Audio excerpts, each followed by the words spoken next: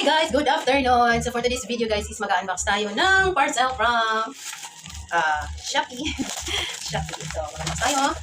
Bilog siya. Ano ito? Bilao. So,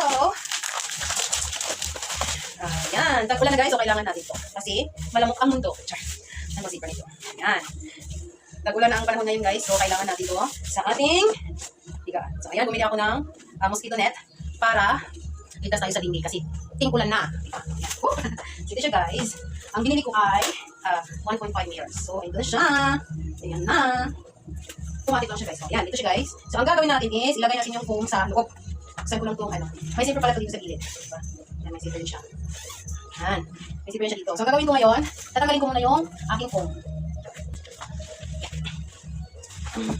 So ayan. So nilagyan ko talaga ng carton dito guys kasi ipis na yung foam ko. Masakit sa likod yung ano niya. Yung bakal. So ngayon, ilagay natin itong ating mosquito net. Ayan.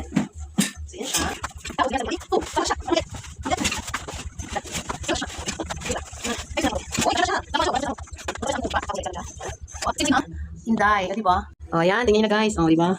Safe na ang ating pagtulog. Wala nang lamok. Diba?